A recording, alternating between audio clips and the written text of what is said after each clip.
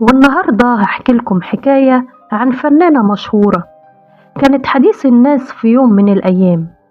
لكن النهاردة مدفنها أصبح لغز ومش لاقيينه، وبنتها كمان اختفت، ولحد النهاردة محدش يعرف هي فين.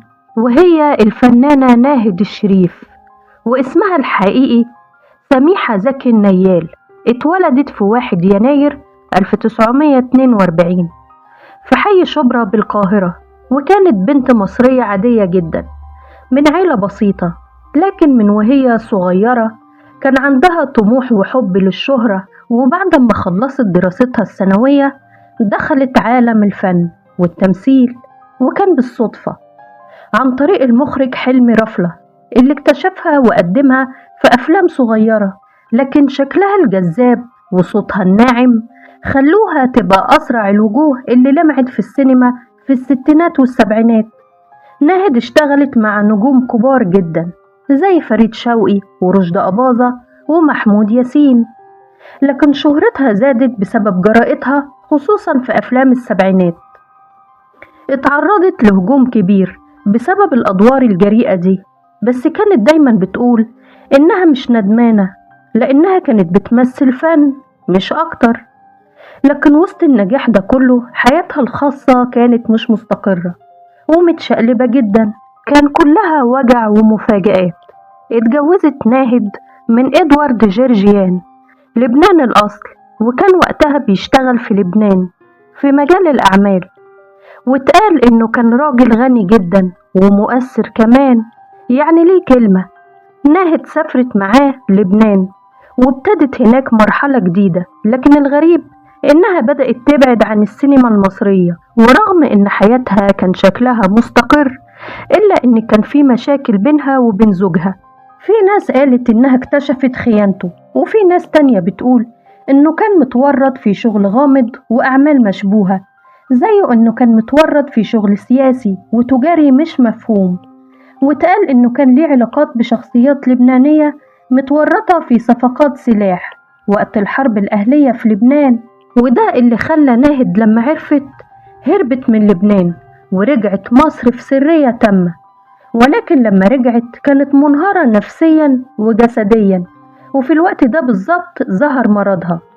الفنانة ناهد الشريف خلفت بنت واحدة بس اسمها ليلي أو لينا جرجيان، وبعد وفاة ناهد البنت دي اختفت تماما عن الإعلام، وناس كتير حاولوا يعرفوا عنها حاجة زي بتشتغل ايه أو عايشة فين، لكن مفيش أثر رسمي ليها لا على السوشيال ميديا ولا في أي ظهور تلفزيوني. في إشاعات بتقول إنها عايشة برا مصر وبتشتغل في مجال بعيد تماما عن الفن، وناس تانية قالت إنها عايشة حياة هادية جدا في لبنان ومتزوجة من رجل أعمال لبناني، لكنها رفضت أي ظهور إعلامي احتراما لذكرى والدتها. لكن مفيش وثيقة مؤكدة بتؤكد الكلام ده. الضربة القاضية في حياة ناهد الشريف كانت سنة 1981 لما اكتشفت إنها مريضة بمرض السرطان. الخبر ده وقع عليها كالصعقة، كانت وقتها في عز شبابها وجمالها، لكن المرض انتشر بسرعة رهيبة. رغم كده رفضت إنها تبين ضعفها وفضلت تشتغل فترة قصيرة لحد لما اشتد عليها المرض جدا. في 7 إبريل سنة 1981 ماتت ناهد الشريف وهي عمرها 39 سنة. والفنانة ناهد الشريف اتدفنت في مقابر الكاثوليك في القاهرة لأن زوجها اللبناني مسيحي وهي كانت مسلمة، لكن اتقال إنها كانت مدفونة في مكان عائلي. بعد كده بسنين طويلة لما بعض الصحفيين حاولوا يزوروا قبرها لتصوير تقرير عنها اكتشفوا مفاجأة، القبر مش موجود ومكانه غير معروف، والسجلات القديمة للمقابر مفيهوش اسمها. ناس قالت إن جوزها نقل الجثمان للبنان بعد فترة ودفنها هناك مع عيلته، وناس تانية قالت إن المقابر القديمة دي اتجددت واتشالت ومكانها اتغير، وده اللي خلى قبرها يضيع ويختفي. لكن مفيش أي وثيقة أو صورة رسمية تثبت بالظبط مكان مدفنها الحالي. بمعنى أصح ناهد الشريف راحت واتدفنت، لكن مفيش حد يعرف المدفن فين بالظبط، وده اللي خلى ناس تعتبرها من النجوم اللي حتى بعد موتها فضل حواليها لغز.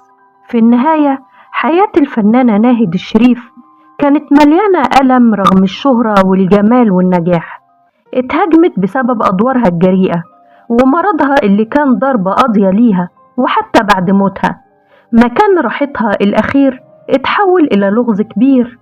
لكن اللي يعرف سيرتها كويس يعرف إنها بنت طيبة جدا، بتحب الناس وبتحب تساعد زمايلها، وكانت بتحلم تسيب بصمة حلوة. ويمكن فعلا سابت بصمة، بس بطريقة مختلفة، بغموضها اللي فضل حي بعد رحيلها. ومن هنا انتهت حكايتنا. لو عجبتكم الحكاية ما تنسوش الاشتراك في القناة ولايك وشير وشكرا.